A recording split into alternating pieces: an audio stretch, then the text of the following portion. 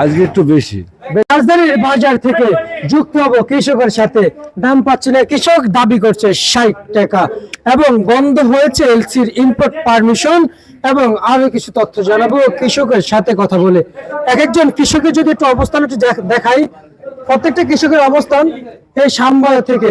কৃষক তাদের অবস্থান দেখলে তো বোঝা যাচ্ছে যে খুবই দুঃখী হয়ে আছে এবং আমরা আরো কি কথা জানাবো, কথা বলছি। আসসালামু আলাইকুম। ওয়ালাইকুম সালাম। কেমন আছেন? আল্লাহ ভালো রেখেছে। নাম কি আপনার? হানিফ। হানিফ? হ্যাঁ। আচ্ছা, কোন জায়গা থেকে আসছেন? কুষ্টিয়া জেলা মিরপুর থানা। আচ্ছা, কুষ্টিয়া থেকে আসছেন। কত বস্তা পেঁয়াজ নিয়ে আসছেন? আমি 11 বস্তা। আচ্ছা আচ্ছা আচ্ছা আচ্ছা আচ্ছা। পেঁয়াজের দাম আজকে বেশি না কম দেখতে পাচ্ছেন? আজকে একটু বেশি। বেশি? এর আগে কম ছিল। এরকম ছিল? আচ্ছা আচ্ছা আচ্ছা। সীমিত মানে 45-46। গতকালকের তুলনায় আজকে আরো কম বাজার। গতকালকে আমার কুষ্টিয়া খুলশাকুন্ডিতে বাজার গেছে মোটামুটি 28-29। তার তুলনায় ঢাকাতে মালের দাম কম এবং আমরা জানতে চাইছি সরকারের বিরোধে অনুরোধ করছি আমাদের যে কোনো জাতের বীজ উৎপাদন করলে আমরা নিজেই সংগ্রহ করতে পারবো, বাইরের পেঁয়াজের আমাদের দরকার হবে না। প্লাস আমাদের এলজিরও প্রয়োজন নাই, যার কারণে আমরা অত্যন্ত ক্ষতিগ্রস্ত হয়েছি। প্লাস আমরা এতে মায়ের খাইছি, ধরা খাচ্ছি, সারের দাম বেশি, বীজ পাইছি নি। আমরা বাইরে থেকে আমদানি কেন করবো? আমরা তো সবই পাইছি। কোন আমরা তো সবই পাচ্ছি। বাইরে থেকে যদি আমরা আমদানি না করি তাহলে আমরা যদি বীজ পাই আমরা নিজেই উৎপাদন করতে পারবো। তাতে কি সরকারের লাভ হবে না লস হবে? আমরা ভ্যাট দেবো, ট্যাক্স দেবো, সব দেবো। আমরা কেন বাইরে থেকে মাল আমদানি করবো? কোন আমাদের কোন। আচ্ছা আচ্ছা আচ্ছা। আপনার নাম কি কাকা? আমার নাম মোহাম্মদ মিনারুল ইসলাম। আচ্ছা আচ্ছা আচ্ছা। আর কুষ্টিয়া থেকে আসছেন? কুষ্টিয়ার থেকে। কোন করে পেঁয়াজ নিয়েছেন?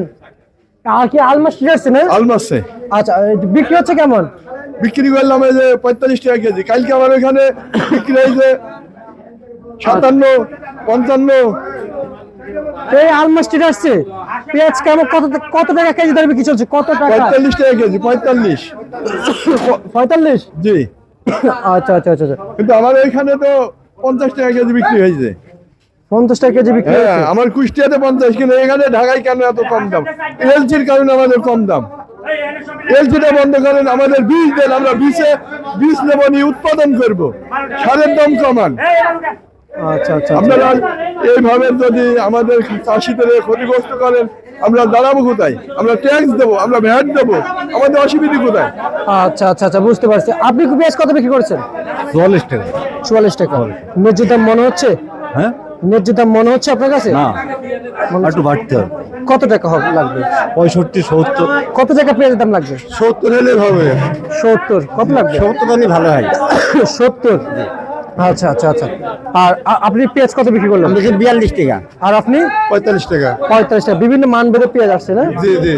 আচ্ছা আচ্ছা। সরকার বীজ মানে এলসি নিয়ে এসে আমাদের পেঁয়াজ চাষিকে একদম ধ্বংস করে দিল। চাষি একদম মরে গেল, একদম শেষ, চরম ক্ষতি হয়ে গেছি।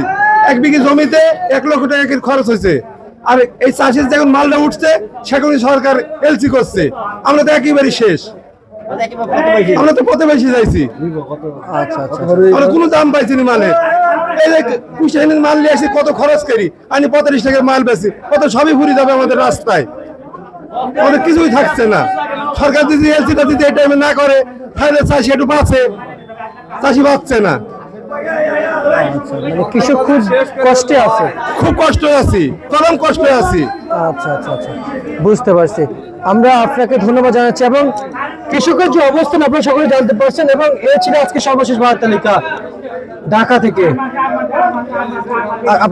ভাইয়া আপনারা একটু